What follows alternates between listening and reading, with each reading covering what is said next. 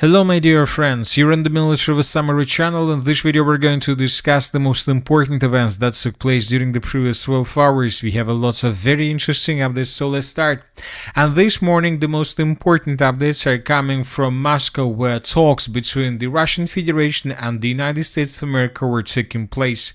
And here in this video we can see the moments when the representatives of the United States of America landed in Moscow. Witkoff and the US President's son-in-law Kushner are expected to discuss the settlement of the Ukraine conflict with Putin.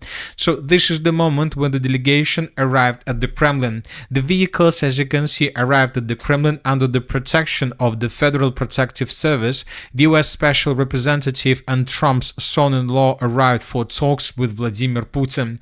And this is exactly the moment when Putin met with the Americans. And by the way, this time at the same time, and meanwhile, the Ukrainian delegation is already heading to the Emirates for talks with the US and Russia. And these talks are going to take place today on the 23rd of January of 2026.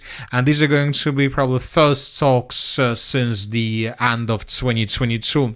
So this meeting between the US and the Russian Federation started at approximately 11:20 p.m. and according to sources, they lasted more than 3.5 hours. That was stated by the Kremlin.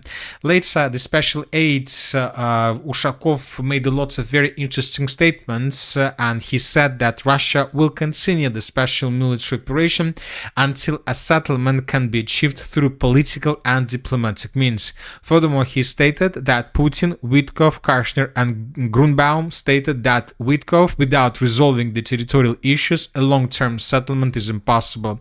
It was agreed that on Friday, so today in Abu Dhabi, the first meeting of a trilateral working group on security issues with the participation of representatives from Russia, the United States of America and Ukraine would take place.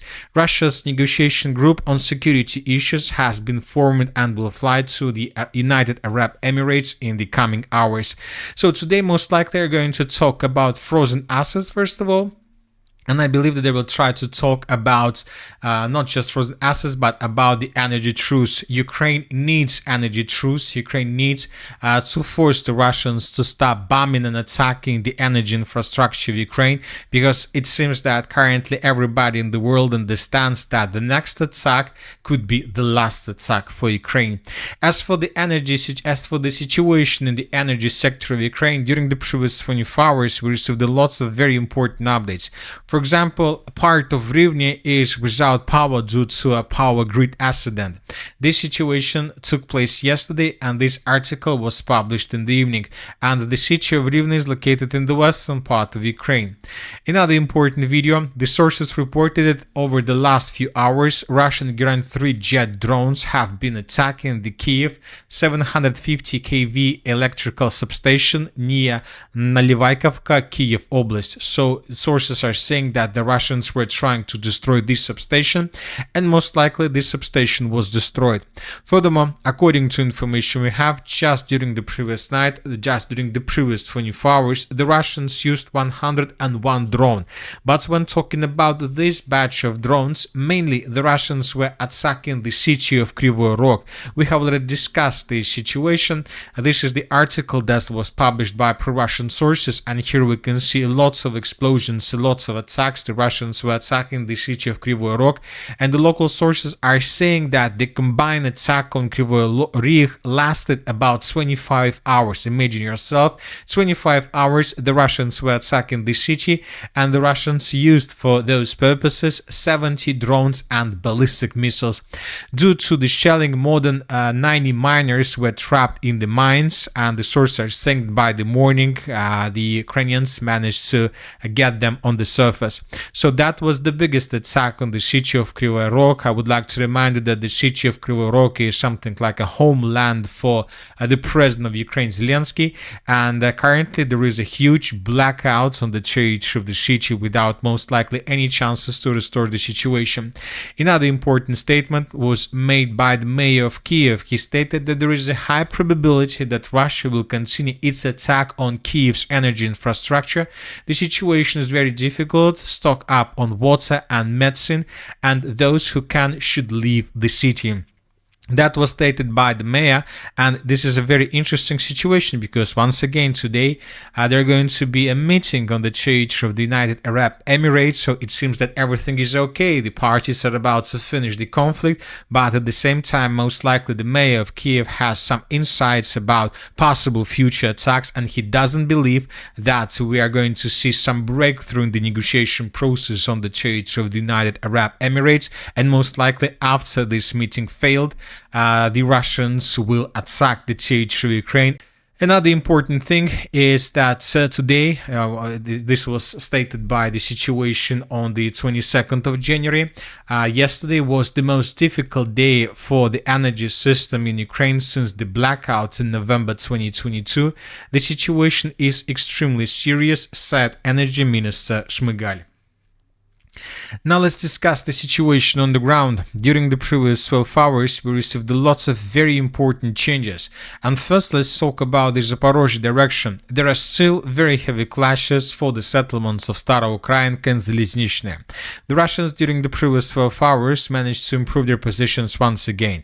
This is, for example, the situation by the end of the 20th of January, this is the 21st of January, this is the 22nd, and this is the beginning of the 23rd. The Russians are tightening the news around the settlement of Zaliznychne, trying to get as close as possible toward the settlement from many directions. Today, pro-Ukrainian sources published this video where we can see how Ukrainians were attacking positions and forces of the armed forces of the Russian Federation in this area. Based on this video, we have adjusted the map. Now let's move further and let's discuss the situation in the Dnipropetrovsk direction. During the previous 12 hours, we received lots of very interesting updates from this area as well. As we can see, the map has been adjusted significantly. During the previous 12 hours, we received lots of updates that the Russians continue their offensive operation in this area, and we received this video published by pro-Ukrainian sources. Here we can see how FPV drone operators of the armed forces of Ukraine were attacking Russians, let's say in the western part of the city of Novopavlovka. So the Russians continue advancing, and most likely in coming hours or in coming days, the Russians will finish the battle for this territory. Another important thing is the Dobropolye direction. During the previous 12 hours, here we received additional changes as well. So as you can see, the situation still remains tense in the area of the village of Grishna. So these are the changes on the ground between the previous days. So this is basically the moment when the Russian major offensive operation in the area of the village of Grishna began. First, the Russians improved their positions along the Olympiyskaya Street. Then Russians improved their positions in the southeastern part of the settlement. Then the Russians managed to advance further in the direction of the central part of the settlement. Then Russians began advancing in the southern part of the village, and today, according to information we have, the Russians improved their position significantly along railways and along M30 roads, which are located to the south of the settlement of Grishna itself. The Russians are advancing, and obviously they are tasked to finish the battle for this territory. Now let's move further and let's discuss the situation in the Liman direction or in the Slavyansk direction. During the previous 12 hours, additional changes on the ground were recorded. First of all, and this is very important, pro-Ukrainian sources confirmed that Russians managed to improve their position significantly in this area. And furthermore, according to pro-Ukrainian sources, you will see that they have adjusted the gray zone in this area, expanding the gray zone further in the western direction on the positions of the armed forces of Ukraine. So according to pro-Ukrainian sources, lots of trenches, lots of tree lines were captured by Russians, or first sabotage and reconnaissance group of the armed forces of the Russian Federation were recorded there. Another important update is coming from the territory to the east of the city of Slavyansk. We are talking about the Slavyansk power station.